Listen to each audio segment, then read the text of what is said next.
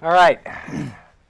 Okay, so I'm just going to be casual because I saw Back to the Future. I was going to be like Chris Farley, on Saturday Night Live. Like, remember Back to the Future when McFly did this? I saw Back to the Future in 1985 on July 3rd. I was a senior in high school, just graduated. And we didn't know what we were going into. There was no big press about it. There was no hype. And I was blown away. I mean, and it's so amazing to just think what an impact the film had. I mean, it made, not just tons of money, but it's just part of the culture now, I mean, and it's just incredible. And I'm so excited to be here talking with you. So I'd like to kind of start it off with, why did you get involved in film? Like, what was it about film? You went to film school. There must have been a passion there early on. Oh, yeah. So you maybe knew that early on? Well, I always had a passion about storytelling. I grew up on the old Disney animated movies, and I loved watching the Disney show on Sunday nights, especially when Walt Disney himself, you guys are all too young to know any of this stuff, but Walt Disney was the host, and he'd talk about the movies that were coming out from the Disney studio and kind of give you a look behind the scenes. And then there was also the Woody Woodpecker show, and Walter Lanz, who ran Universal's animation department, was the creator of Woody Woodpecker. They would have these segments where he would explain to you how they made these cartoons. And I was fascinated by that. I, of course, took every pad of paper in the household and drew, sequential drawings. My mother never could write down a phone number because all the pads had little stick figure drawings on them. So I had that going on. I got really into comic books early on, and I discovered a TV show called The Twilight Zone, which my mother loved, and she allowed me to watch when I was a little kid. Sometimes I had nightmares out the wazoo. Your mother loved it. That sounds interesting. Yeah.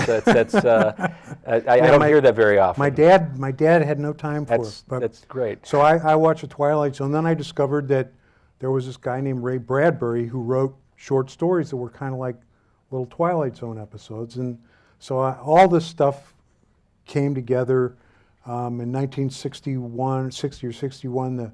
The George Pal movie, The Time Machine, came out. Mm-hmm. That blew me away. And I love creative writing.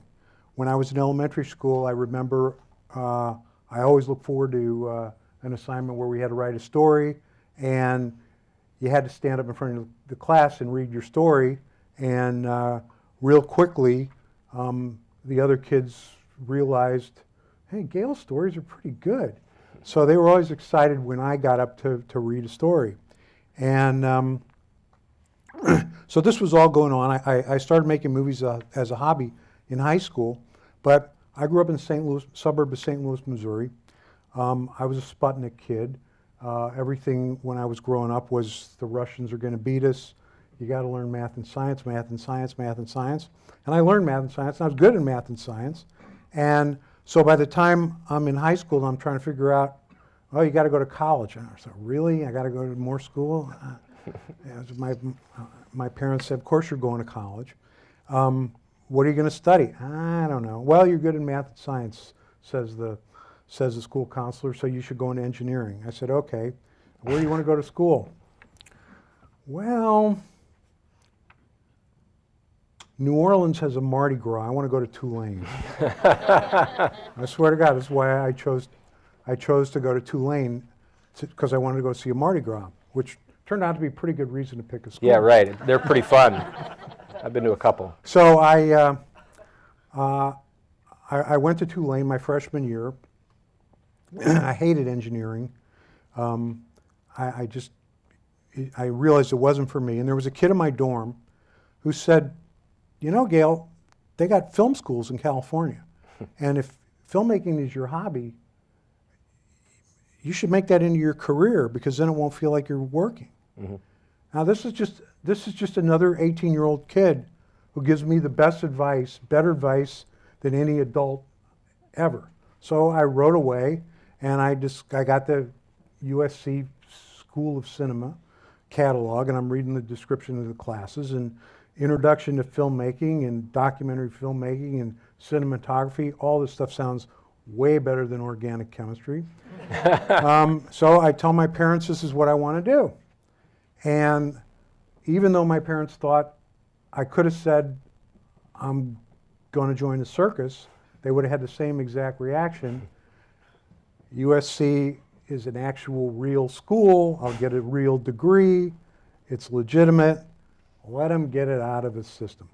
So they let me go. And well, thank God you got it out of your system. there it is. Yeah, yeah. Well, I mean, I just want to touch on that USC class. I mean, that group of filmmakers. This is like 1970, 71, around there. Yeah, 71. So we're talking Lucas, Coppola, Well, Spielberg. Lucas was already gone. He was already gone? Lucas actually came down my sophomore year, and he ran American Graffiti. Or it may have been my junior. Anyway, he came down. He ran THX, the first. 1138, yeah. Yeah, and then the feature version. Then he came back. He came back with American Graffiti, and both of those movies blew all the students away.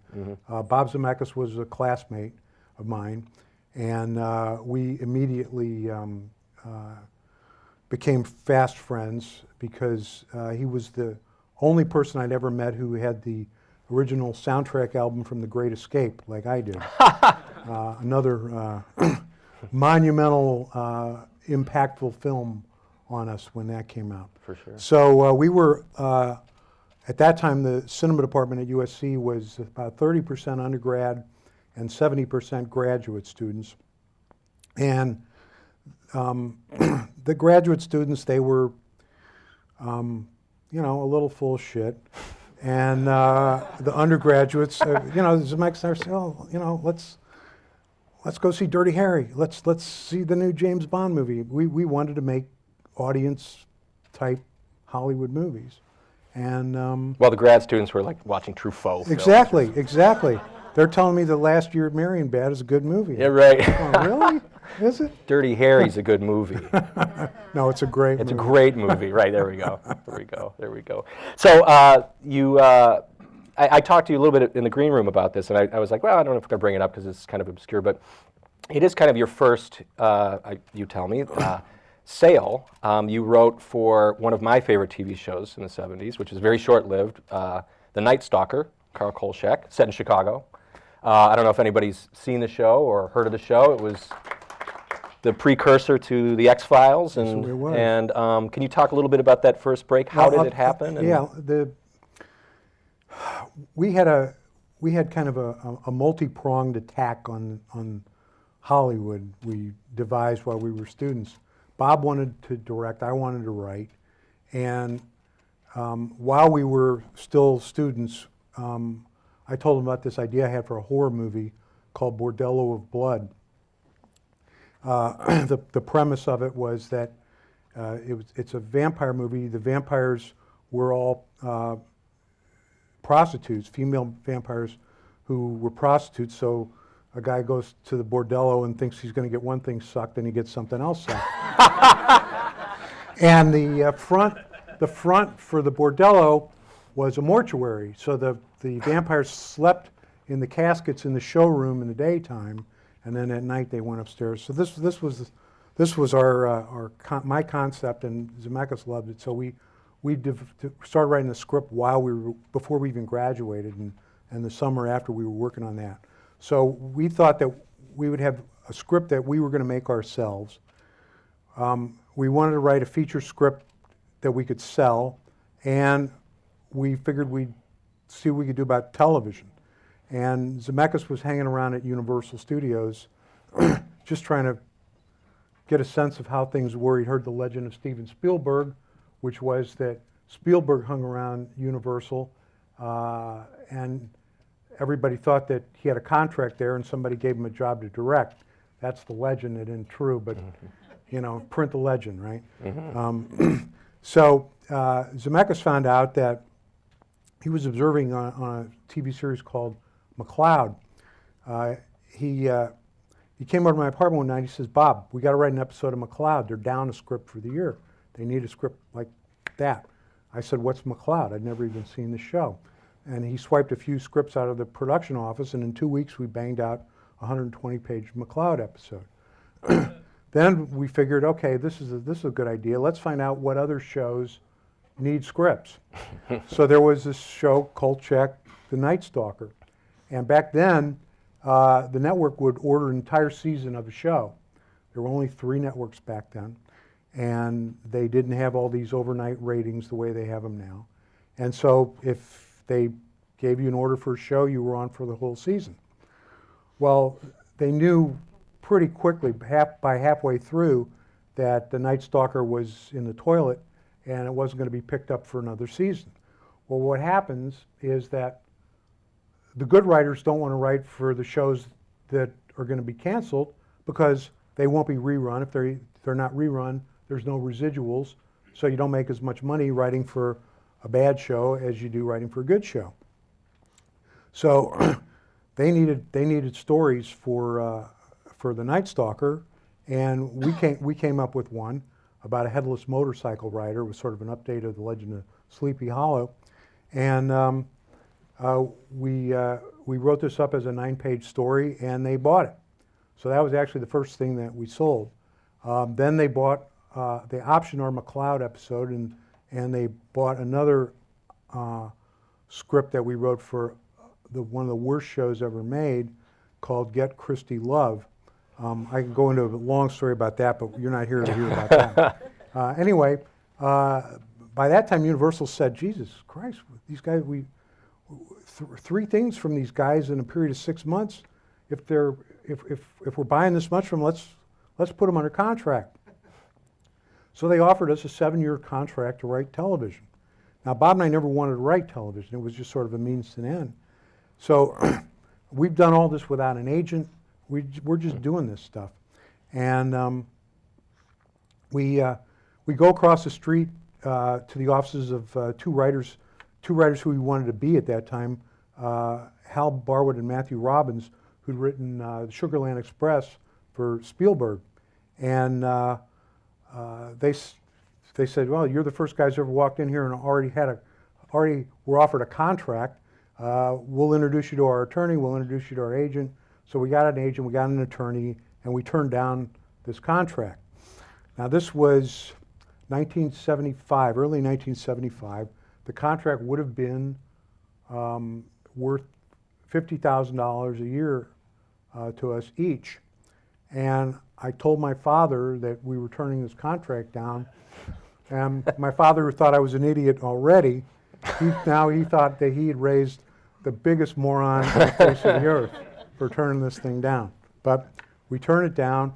We turned our attention back to the script that we were working on to sell. We finished that, and we brought it to John Milius, who was also a USC graduate.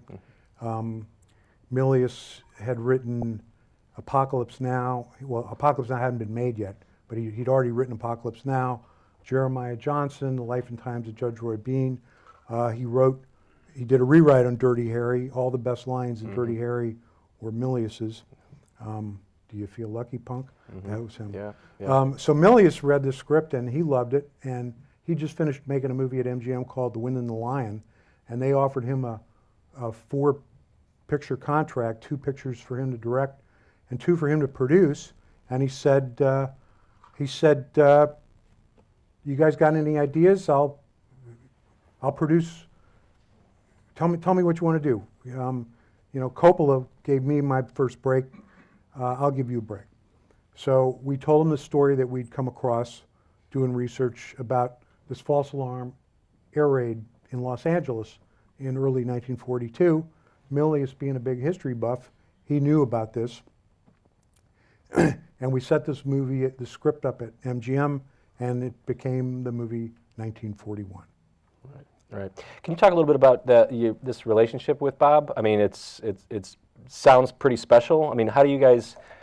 Was it just you had kind of the same point of view, or you had maybe different sides of a point of view, and you just kind of came together? We had pretty much we pretty much liked the same kind of movies. Mm-hmm. Our taste was very similar, and There must be a lot of trust there too, just like yeah, we liked each other's. We really liked each other's student films. Mm-hmm. We worked on each other's student films, and like I introduced, me being a comic book guy, I introduced Bob to Tales from the Crypt. He'd never seen Tales from the Crypt before, so that ends up having a real happy ending later on. So we just really liked each other. We still do. People ask me, "Are you still in touch with Bob Zemeckis?" Absolutely. I talk to him all the time. I see him regularly. We email each other all the time. So that's all good. And say he wanted to direct, I wanted to write, and it just seemed, and we trusted each other, and it just seemed, let's you're going to tackle one of the hardest business in the world. Tackle it with somebody you like to hang out with. Right, that's great advice. That's great advice. So let's, we don't have so much time, so I want to kind of get to a little bit on Back to the Future, and then talk about some of the comics stuff that you've written. So you're in the system, kind of. You're working. You have a certain amount of clout. People will read your stuff. It sounds like you and Bob, your work. Talk about Back to the Future. You mentioned to me in the green room how many times it was rejected. Okay, let me tell you the whole story here. We made a movie at Columbia Pictures called Used Cars. If you haven't seen it, put it on your rental queue. It's good. It's great. It is. It is. And then after you watch the movie, watch it with a commentary track on, because it's Zemeckis, Kurt Russell, and me. We reached critical mass that day. It's a pretty great commentary track, if I do say so myself. And even though the movie didn't do very well, Frank Price, who ran Columbia, he really liked the movie a lot. And he said, when you guys have your next idea, I want to hear it. Come and tell it to me. So Bob and I had always been trying to figure out a time travel movie. We had never been able to figure one out. While I was doing some promotion for Used Cars, I went back to St. Louis to promote the opening of it in St. Louis, and I was digging around in my parents' basement. I found my father's high school yearbook. I went to the same high school that my father did, so that's pretty crazy, boring, whatever you want to think about it. Whatever. At any rate, You're Marty. I discovered that my father was the president of his graduating class. And here's a picture of my old man looking very straight and dignified, as people did in the class of 1940. And I'm looking at him and thinking, geez, the president of my graduating class was an asshole. If I'd have gone to high school with my dad, was he one of these rah-rah school spirit kind of guys I couldn't stand? Would I have been friends with my dad if I'd have gone to high school with him? And boom, that was, a light bulb went off. So there's that time travel movie that we've been trying to figure out. So when I came back to California, I tell this to Bob, and he immediately jumps up and says, that's great. And what if your mom went to the same high school and she was like the school slut? And we just started cooking on this idea. So that's where the idea came from. So we worked on it for a few weeks to get into shape where we could go in and tell it to Frank Price at Columbia. I swear to God, this was the easiest pitch meeting we ever had. Frank got the idea like in 3 minutes. And we had all this kind of detail and stuff that we were going to tell to make the story interesting. And Bob wanted to keep going on. He kept going, stop. He's buying it. So Frank said, done, let's make a deal. We made this deal in September of 1980, Back to the Future. We wrote first draft February 81, second draft March 81, and they said, well, it's very nice, it's very sweet. We're looking for Stripes, Porky's, something a little raunchier. That's the kind of comedy people want now. So they gave it back to us in what's called turnaround.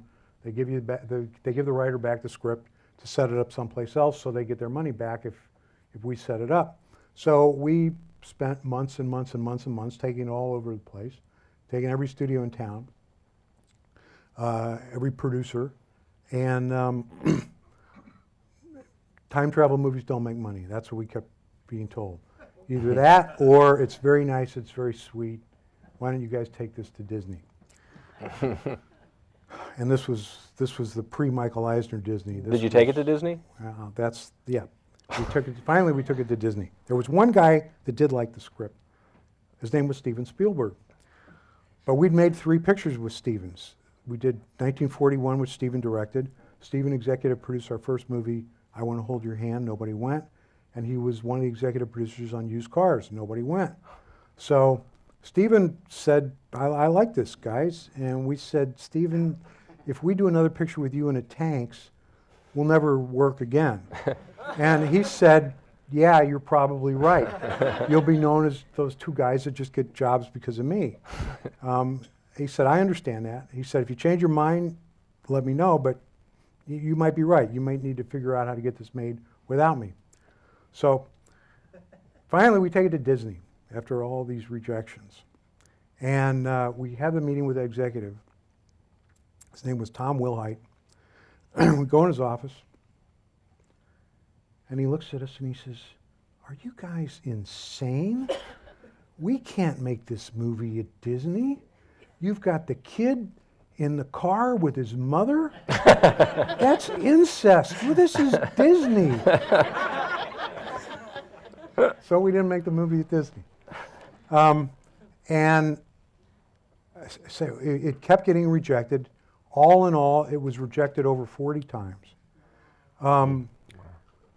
We set up another project to write and produce and direct a gangster movie at ABC. They ended up deciding not to do it. And finally, Zemeckis said, I'm getting cabin fever. I got to direct. I'm going to direct the next decent script that falls on my desk, and it was Romance in the Stone. Can I interrupt you for 1 second? Sure. I mean, being rejected like that over and over and over again. I mean, as a writer, you think, in the beginning, you think your work is, I mean, it's genius, right? I mean, everyone's going to love it. I mean, that's... Yeah, but ours really was. Well, that's what I mean. Did you know that, like, they're all wrong? Like, they're wrong, and if we just keep pushing this... Well, here's the deal. I mean, this is advice I give to all people who want to be writers. Develop a cast iron constitution, because rejection is going to be a way of life. You're going to be rejected in more ways than you can imagine. And it's not personal. And this is the other thing that's really hard. It's not personal. Everybody's got some different parameters that they're judging it by. If it was personal, you could go out and slash the guy's tires and at least get some, let off some steam. You could bring a baseball bat and break his windows. You could do something, but it's not personal. It's not malicious. These people are just either completely clueless, completely up, or they just have a different agenda than you do, and they don't get it. So this is what you got to deal with. So the corollary to this is that you have to write what you love. Because if you're writing because the marketplace says this or the marketplace says that, you're a whore. Now, there's nothing wrong with being a whore. You wrote a script that has vampire whores in it. It's an honorable profession, in my opinion. Right. But if you're gonna be that, don't say that it's love. Know what it is. I mean, there's nothing wrong with writing for money, but this is you. You're gonna try to write something that comes from your heart, from your soul, from your guts, that's about what you want to do. You got to be able to get up in the morning and work on it. Because when you work on, the 35th clone version of there are these 2 cops that don't get along, you're going to have a real hard time writing that script because that's probably not what you're about. So Bob and I always wrote stories, movies that we wanted to see. That was our number one criteria. We have to write something that we want to go see. Because if we don't want to go see it, how can we believe that somebody else can want to go see it? That's crazy. There's a lot of movies that people make that we don't want to go see. And there's some that we didn't know that we wanted to go see until we go see them. But if we're going to write a movie, and if you're going to write a movie, write something that you really want to see up there on the screen. Because that's the only thing that will help you deal with the rejection. Because you love it. And so we had this script that we loved, Back to the Future. And we met people that did like it. There were some people that got it. There were a few producers that tried to help us get it made, and we were up against this idiocy that said that time travel movies don't make money. But, you know, it turns out that there's an awful lot of movies that get made because people think somebody takes a chance on something because they don't see it coming. Because when you try to calculate it out and say, yeah, they want to see this and they want to see this, you end up with shit like Battleship and Cowboys and Aliens. And I mean, this is studio mentality saying, yeah, we put this in there, we mix this in, we put Harrison Ford in there. Everybody will go see it. You know, never works. It never works, except when it does. And every once in a while it does. And then these guys get to keep their jobs. Right, because they're geniuses. Right. So, so Romancing the Stone was a huge hit. Then that was a allowed huge hit. you to. And then everybody said to Zemeckis, "We want to do your next movie. What's your next movie going to be? We'll do whatever you want." And Zemeckis, being a very honorable guy, he says, "You know what, Bob?" He says, "They're going to let us make Back to the Future, but let's not make it for any of my new fair weather friends that only like me because of Romancing the Stone. Right. Let's go back to the guy that always believed in it. Let's go back to Spielberg, because now the Spielberg curse has been broken, and it was, you know, the planets really lining up. Spielberg had made E.T. He was started Amblin Entertainment at Universal. He was looking to build his company, and we were the first Amblin picture. Yeah. And that's. It still didn't get easy after that, but that's... Sure. I want to touch a little more on Back to the Future, because once again, it's such a, I mean... And a lot of these stories are on the DVD, on the commentary, and on the documentary stuff, so... well, give us something really dirty that's not. I mean, like some like dirt that will not be on the DVD. Anything like about the casting process. Or, I mean, I remember there's the story is about Eric Stoltz was cast, and he didn't kind of play the way that the character really should be played, and was asked to step down. We fired him. Okay. You know, let's. But it's funny. You're a writer. You have to learn how to use words properly. We fired him. You fired him. But there wasn't any animosity there. I mean, from what? No, there really wasn't. We think that Eric did the best that he could. It was between Eric Stoltz and C. Thomas Howell. We screen tested them both, and we were all set to go with Tommy Howell. Tommy'd been in The Outsiders. He played the older brother in E.T. He's a good actor. Did a great screen test, took direction really well. He was funny. Movie would have been great with him. But Sid Sheinberg, who was the CEO of Universal, took a personal interest in anything that had Spielberg's name on it, and he wanted to see these screen tests. And Stoltz had made a movie at Universal called Mask. He plays a kid that has this deformative disease, and he plays the whole thing in this big prosthetic face thing. You can't even really see that it's Eric Stoltz. Cher's in that film. Cher's in that film. That's exactly right. It's a good movie. Yeah. It's a good movie, and Eric's very good in it. And Sheinberg believed that if Eric could do that, he could do anything. And he absolutely said, what we have here, Eric Stoltz versus C. Thomas Howell, is the difference between chicken salad and chicken shit. Jesus Christ, he really said that? Yes, he said that. This is the same guy that wanted to change the title, isn't that correct? Yes, that's Back to the that's Future right. to what was it again? Spaceman from Pluto. Spaceman from Pluto. I'll tell you that story in a second. So, anyway, Sheinberg and Zemeckis said, I don't know, Sid. I really don't think Eric is going to be able to pull this off. And in a moment of just total bravura and cockiness, Sheinberg said, I am so certain that Eric Stoltz is going to be great in this movie that if it doesn't work out, you start the movie over again with somebody else. Now, he never thought that would ever happen. You know, how many times does this happen? Anybody know any other time that it happened? I'll tell you. Lawrence of Arabia, shot for 4 or 5 weeks with Albert Finney. Yeah. Apocalypse Now, Harvey Keitel. Yeah, but I think Keitel got sick. I think they fired him. Did they? I think Okay, Coppola fired his sorry Okay, ass. all right. There you go. Anyway, these stories are fascinating, these alternate timelines. Right? Right. So we shot for 5 weeks with Eric, and it just wasn't working. And finally, Bob did something that he had never done on the other pictures we'd done together. I always wanted to not see any cut footage until he had a full assembly of the entire movie, because I said, I'll be able to give you a much less biased view if I've not seen it. Watch it from the beginning to the end, the way anybody would see it in the movie. I'll see it differently than you're seeing it, and then I would see it if I was seeing scenes cut together every couple of days. So he said, Bob, I need you to look at this footage. So he had me and Neil Canton, my co-producer, look at this footage, and he said, I think we got a problem. And we said, yes, we have a problem.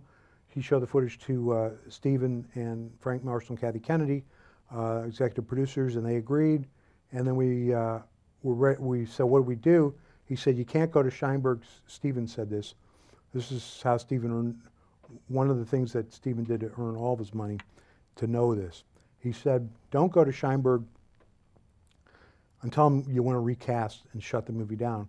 Get somebody lined up so that you can say, we want to replace Eric Stoltz with this person.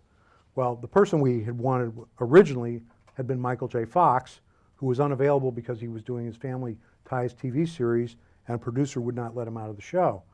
So we went back to the producer of Family Ties and said, Gary Goldberg, we're up against the wall here. Would you reconsider letting us shoot with Michael? And because the first time around, Gary said, I'm not even going to let Michael read the script. It's so good, he will hate me for not letting him do it.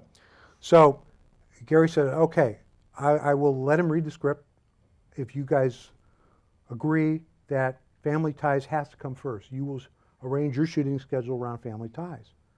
Well, what are we going to do? We're saying, absolutely, yes, we will do that. So he gives the script to Michael. Michael loves it. He says, you know, Michael, you're not going to get much sleep doing this because you're going to do Family Ties in the day, you're going to shoot Back to the Future at night. Michael says, sleep? What do I need sleep for? I'm 21 years old. I don't need sleep. Yeah, right.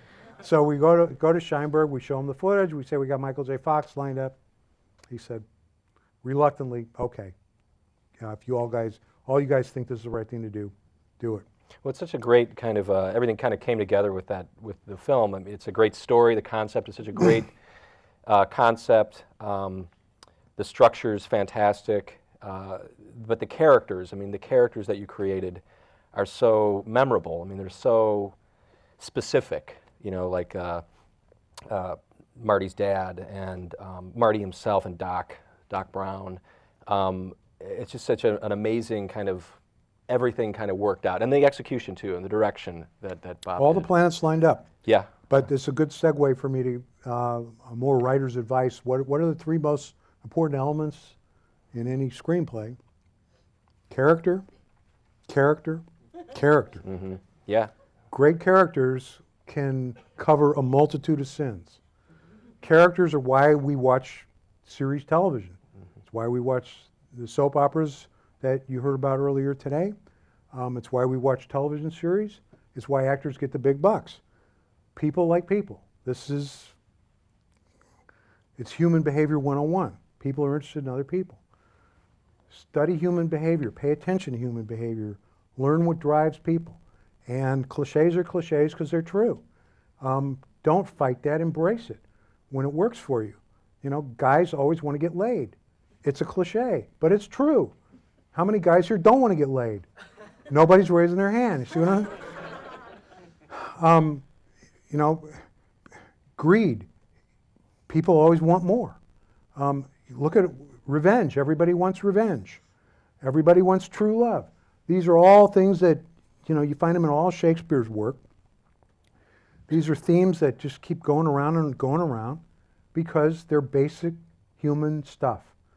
So you create characters who are driven by real human stuff, things that people can identify with, and that's how you're going to attract good actors to be in your script, to be in your movie, to be in your show, whatever it is, because actors want to act, they want to create characters, and if you can get 75 to 80% of a character so that the actor has enough room to bring some more to it, that's what you got to do. Right.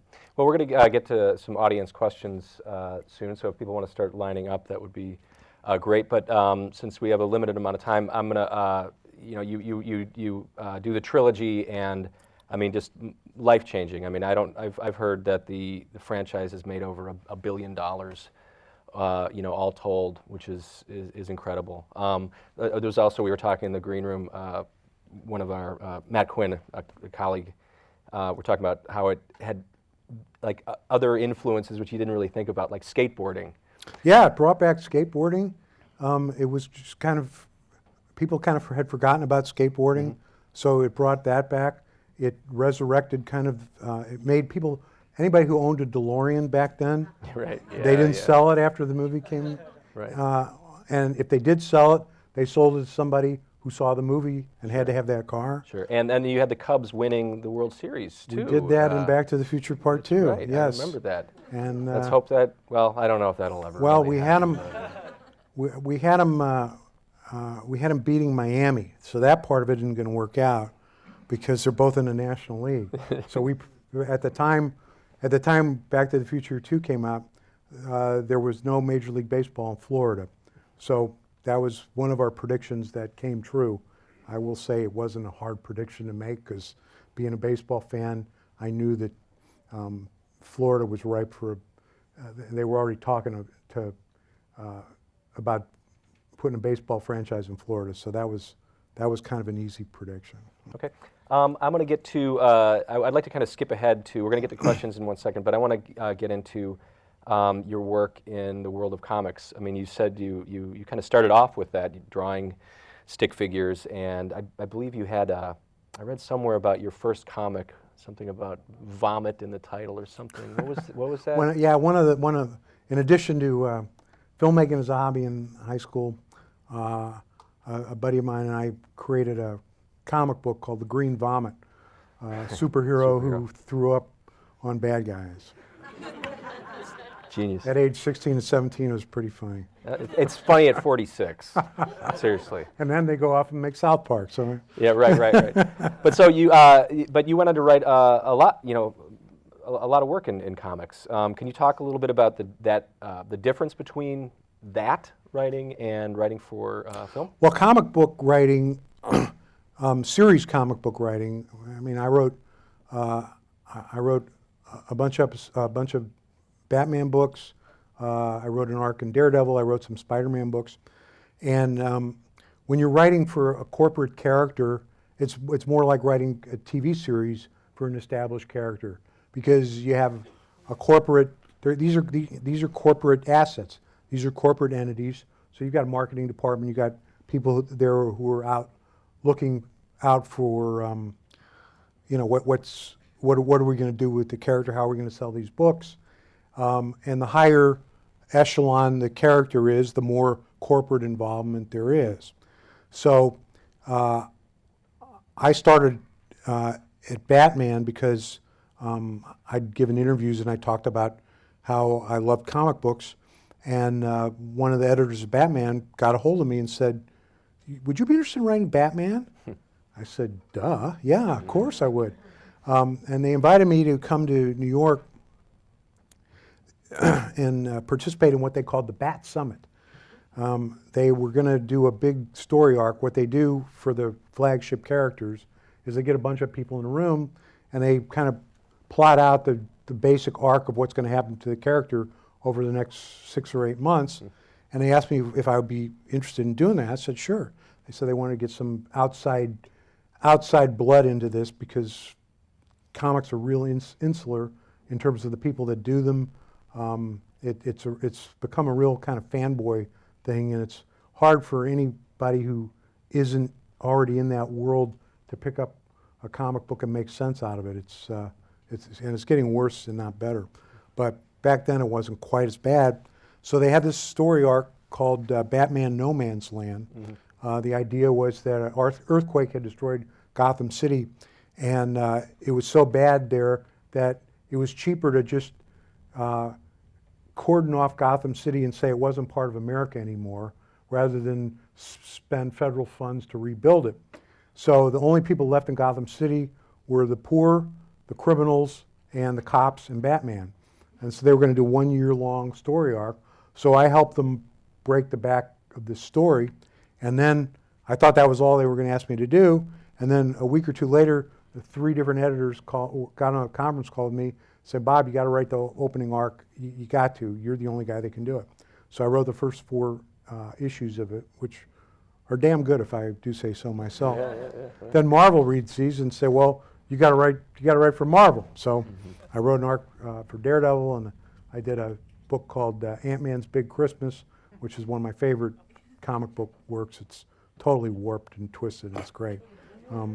Sounds warped. And then later, Marvel called me back in to help them on a new direction on Spider-Man. So it was fun to do that stuff. That's great. Well, let's go to some questions because I know people, I'm sure, have a lot. Hi, Bob. Hi. It's kind of cool to be here. It's, standing in front of you, one of my role models for filmmaking. So thanks for coming. I really appreciate it. And thank you to the professors and everybody who organized this. This is great. To get to my questions, I have 2 questions, actually. One of them is, opening day of Back to the Future, what was that experience like, and kind of like the aftermath? What happened in those few weeks after opening day? What were you experiencing? What were you going through? Who were you meeting? Any interesting stories there? And one more thing is maybe 3 guidelines to success in the movie business, or maybe 3 characteristics that you can find in successful people, successful filmmakers. Well, let me answer the second part of the second one first, which is, as I already said, you got to develop a cast iron constitution. You have to just be prepared to be rejected. Nobody in Hollywood is waiting for you. There are over 10,000 members of the Writers Guild. These are people who have already sold material to get in the Writers Guild. So these are all professional writers. You're competing with them. You're competing with thousands and thousands and thousands. Everybody and his uncle has a script. Now, so what you got to try to figure out is some way to get their attention. It's interesting right now with like Amazon ebooks. Anybody can publish their book. You can just go do that. Anybody can put their short film on YouTube. You can just do that. I mean, now you got to figure out ways to get people to look at it, which is always a problem, no matter what. But you've already broken a barrier. You've got a way to get directly to an audience that you couldn't do when they were gatekeepers. So I would say that today, those are types of things to be looking at, to do the non-traditional thing. Because the fact is, the people that run the studios, the people that run the television networks, they don't have a whole lot of imagination. They have less imagination now than ever before, because most of these guys are in it for the money. Back in the golden age of Hollywood, the guys who started the film business, they loved storytelling. Harry Cohn or Jack Warner or Sam Goldwyn, they say, I like this book, let's make a movie out of it. I like this script, this is a good idea, let's make this. And that was not like, who's going to go see this? They weren't trying to talk to their marketing departments. They just said, I like this, let's go do this. That doesn't happen very often anymore. So that's the kind of mentality that you're up against. So you got to try to figure out some way to convince these guys that somebody else, nobody wants to be the first person to jump in the swimming pool. It could be cold. I don't want to jump in there. So you got to show them that somebody else is already swimming in there, and then that will make them more interested in your work. Going back to the other, so I hope that answers, It does. sort of. Yeah. It's helpful, I think. Don't be the first one in the pool. Well, you're going to be the first one in the pool because you wrote it.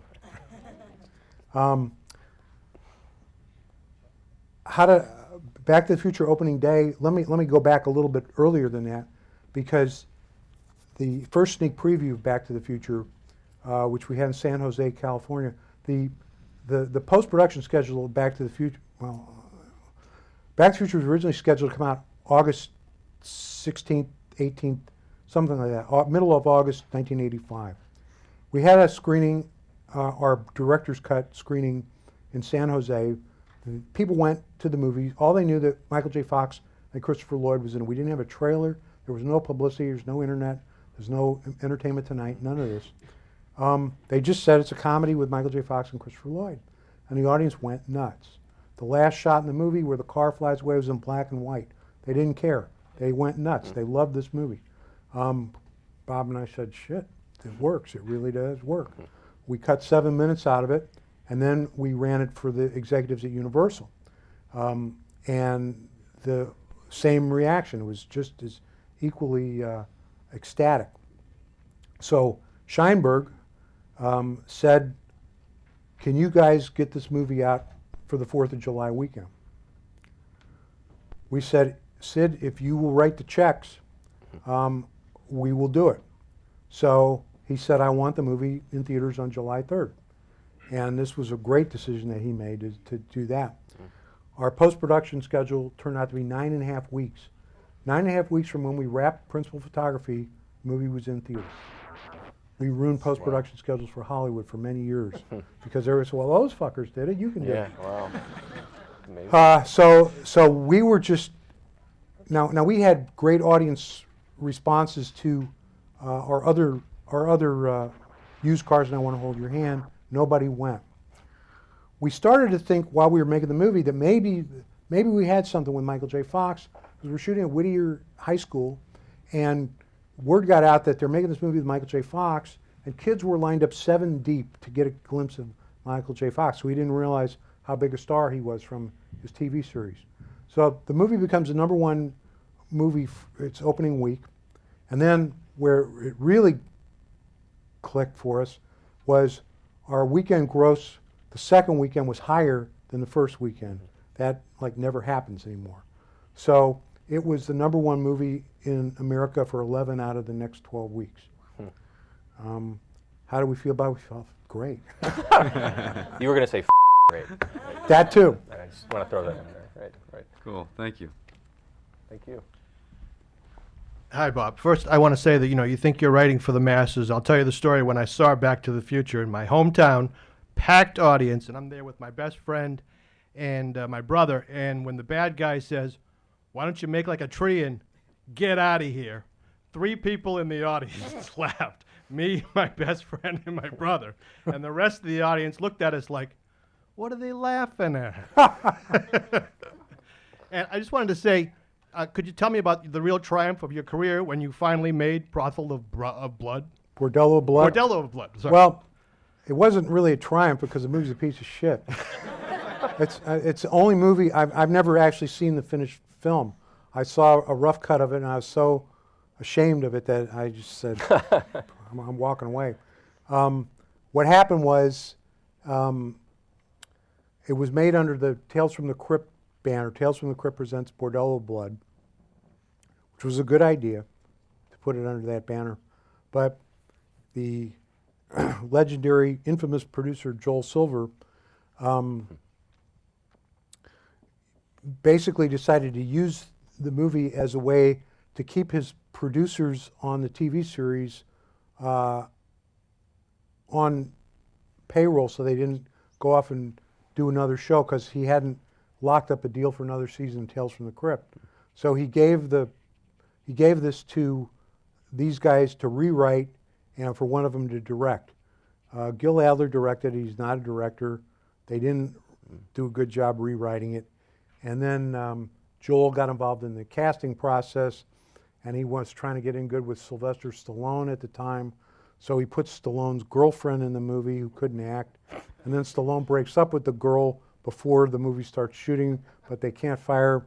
Anyway, it was just a Thank you mess. for bringing that up. Thank you for ruining the evening. But the story is that 17 years later, the movie gets made.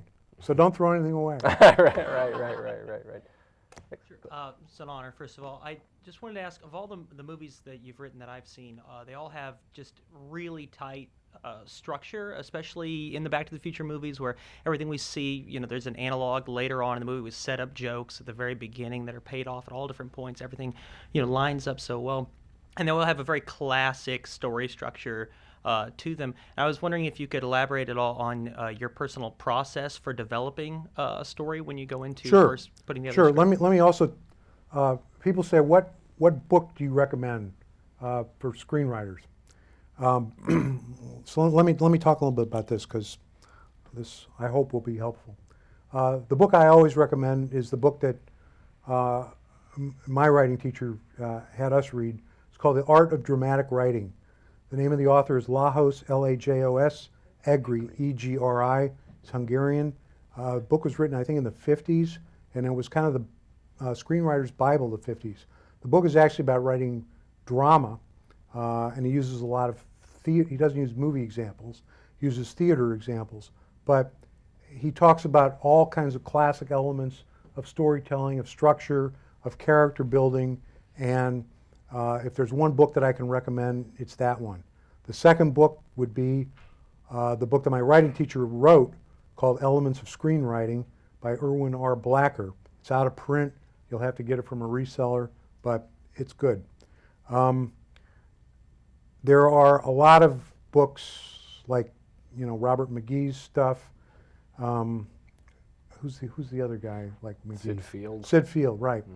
One of my pet peeves is the 3-act structure. Acts come from drama. They come from theater. And one reason that there are acts in theater is so that they can close the curtains and change the scenery, and the actors can change costume and go to the bathroom, and all kinds of physical stuff. It's to solve physical problems on the stage. And just like in any medium, you have to figure out what works and what doesn't work for the particular medium, for the particular venue. When they were making TV shows in the 50s and the resolution of your TV set was terrible, they did a lot of close-ups because you couldn't see clearly to do a wide-angle shot. So these were decisions that were made because of the medium. Well, Shakespeare's plays have 5 acts. There's a lot of movies that don't fit into 3-act structure. People say, what are the 3 acts of Back to the Future? I don't have a clue. Never thought about it, never tried to. Back to the Future has kind of a double structure because you have a story within a story. You have a story about a kid who wants to get home and his relationship with Doc Brown, and you got a story about a kid and his parents. And the story with the kid and his parents has to resolve before the other story can resolve. So they're kind of nested into each other. But we never really thought about acts or anything like that. We just figured out how is the story going to work? Where are the scenes going to be? Now we use what's known as the card method. We came up with scenes, we wrote them on an index card, and we put them on the wall on a big bulletin board. And we never developed it really in chronological order.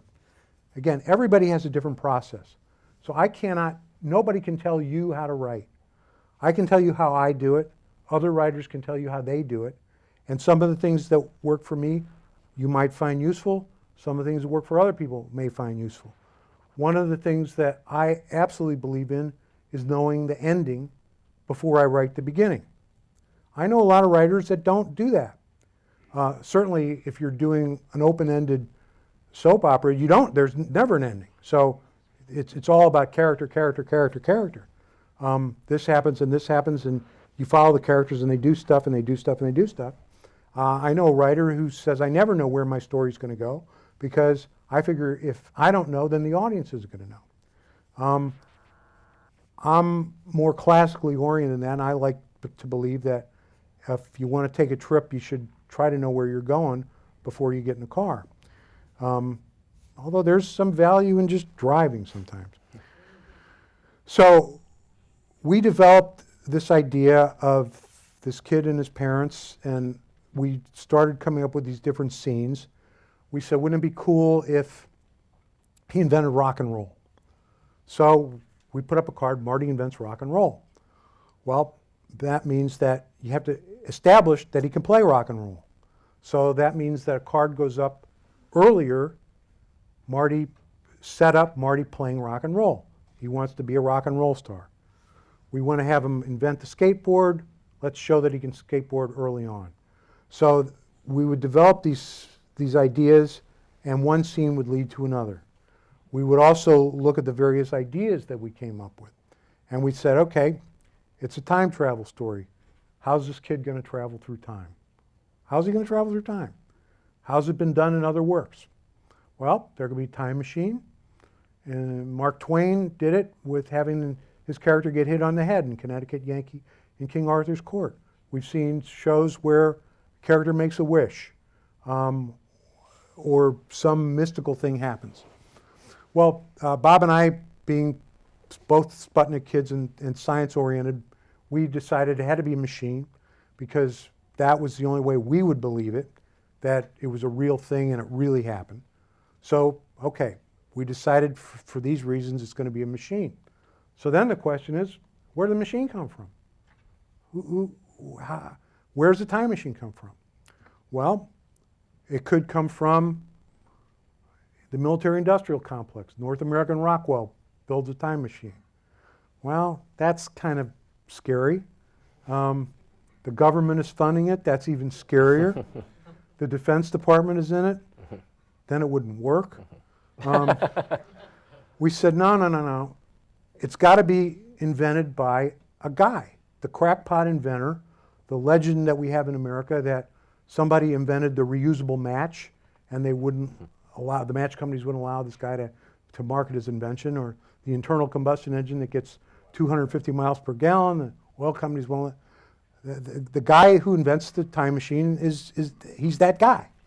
He's Doc Brown, Dr. Emmett Brown. And the character of a guy who would invent a time machine in his garage also informs what the time machine looks like. It's not a slick-looking, machined, beautiful thing that the toy manufacturers are going to make. It's something that Doc made in his garage. He's got wires hanging off it. He's got components hanging off it. It looks dangerous. So all these things, in terms of figuring out what are the needs of the story, what are the needs of the character, the idea of the story. A kid interacts with his parents when they were his age. He interferes with their relationship. What are his parents like? Why is his mother going to be attracted to him instead of his dad?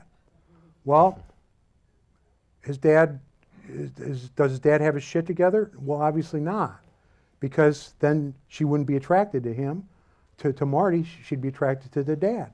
So we took the classic Father Knows Best story and we turned it inside out and said, instead of a father teaching his kid how to be a man, a kid's going to teach his father how to be a man. And that all started to make sense. So all this stuff it becomes building blocks. And it sounds simple and logical and easy when I'm saying it like this, but it took us almost a year to come up with this. So it's hard. You got to keep asking questions. And it was nice to be working with a partner because we were always being able to bounce stuff off of each other. And one of us come in the office in the morning and say, I got this great idea. And say, that's not such a good idea. Why isn't it a good idea? Well, if this. Okay, yeah, but then it could be this. So there would always be this synthesis that would happen by being able to bounce it off of somebody else. So it's a nice luxury to have, to be involved with a partner who you can trust. Filmmaking is collaborative. It's always going to be collaborative. So if you can find somebody to collaborate with early on, that's a blessing. Great, great. Thank you. Probably one more question, then we got to, I think, wrap it up. When writing a time travel story, how do you view your references specifically in future times? Were you nervous about them being called into question when the time comes and it's not that way, or did you view it all as like a series of in-jokes? Well, obviously, for the first Back to the Future, we don't have to worry about the future at all, because other than the flying cars, we knew that was never going to happen. We still got 2 years on those, by the way. It's not going to happen. I'll predict that. It's a movie. You know, we're not trying to be social scientists here and really predict the future. I mean, we tried to be. One thing that we did try to do with Back to the Future Part 2 that we really hadn't seen, and we were absolutely right about. You see a lot of movies take place in the future, like Blade Runner is a perfect example, where it looks like they tore everything down. Mm-hmm. Everything of the past is gone, and everything is different. Well, that's, of course, totally not the case. You can take somebody from Chicago 30 years ago and put him in Chicago today, and he's not going to have any trouble. The streets are still the same. There's an awful lot of buildings that are exactly the same. There's a whole lot of stuff that's different, but that person would recognize Chicago without any problem. So we wanted to make sure that the future that we created resembled the Hill Valley that we created in Part 1, and we also wanted it to be a user-friendly future. We wanted the future to be a little bit better than the present. We didn't want it to be dystopian. We wanted Marty's family to be a mess, but we wanted people to say, God, that would be great to have hoverboards and flying cars and go to the Cafe 80s and all this crazy stuff. So we just said, hey, this is the future we want to depict. We want to have fun with it. We did a little bit of homework trying to come up with gags and ideas that we thought might be right. Certainly, like the interactive television stuff, that we got that pretty accurate. I don't know that we're going to have those pizza hydrators. You never know. Does that answer your question? Yes, it does. Okay. Okay, well, we're going to have to wrap it up, but before we do, Bob, do you have any, there's a lot of writers in the room, do you have any last kind of parting words of advice or encouragement or spirit-crushing, Well,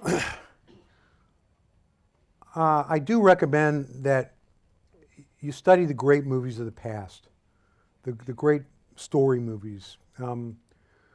People ask, where did you and Zemeckis get your sense of structure from? Billy Wilder movies. Billy Wilder made some of the greatest movies ever. The stories are really well put together. Look at his movies. Frank Capra's movies, really, really good. So study the classic movies of the past to see how they handled things. As I say, it's not personal, and this stuff has been going on forever. If you go back in history and you find out what Mozart had to go through to get the Marriage of Figaro made, the opera Marriage of Figaro, it's just like trying to get a movie made. You can't make that. That's risque. Nobody, I forbid it. And it only had 9 performances at the time, and it was too dangerous to perform. So the relationship of artists and people with money and the power structure it's always the same. It's human behavior 101. I go back to that. You know, humans behave the same way. We always do. That's a good thing. That's why Romeo and Juliet still works. That's why Baz Luhrmann could take Romeo and Juliet, use all those words, and dress it up the way that he did, and it's totally compelling and it's great, and it's still Romeo and Juliet, and everybody just connects with that story. So, yeah, that's what I would say. Just remember that it's not personal. Develop a cast iron constitution. Keep at it. Writing is rewriting. It's real. That's really important. I hear people, oh, my script is perfect. I'm never going to change a word. Yeah, right. Get over it. Get over it. Again, there's only one writer I've ever heard of that never rewrote. Mozart. He's the only one. They got that right in the movie. Amadeus. If you've never seen Amadeus, one of the great movies. Take a look at it. Everybody else rewrites. Of course you rewrite. With a movie or a play, you're going to have actors say these lines. The only thing that you write on the page that has a chance of coming out the way you wrote it, is a dialogue. Because it doesn't matter whether I write Marty ran down the street, Marty bolted down the street, Marty dashed down the street. Zemeckis says, Michael, I want you to start here and get here as fast as you can. Right. And the actor gets down there. We can describe that all kinds of words, but what I wrote in the script doesn't matter. It's a blueprint. A script is a blueprint for a movie. You have to think visually. You're writing images. If you're writing a novel, you're not. But if you're writing a movie or a TV show, you're writing pictures. Come up with the picture that tells the story. When you've been away from something for a while and you cut back, try to come up with the image that lets the audience know what's happened over the past day, over the past 10 minutes, whatever has transpired. Come up with a picture where the audience says, I get it. I get it. She bought new shoes. Those shoes she was talking about way early on, she's got them now. You don't need to see the scene in the shoe store because she's wearing the shoes. Whatever it is, you have to train yourself to think in visual terms. I can keep going, but it says we got to get out of here. So. That's great. Well, thank you very much, Bob. It's been a pleasure talking to you. So. Thank you.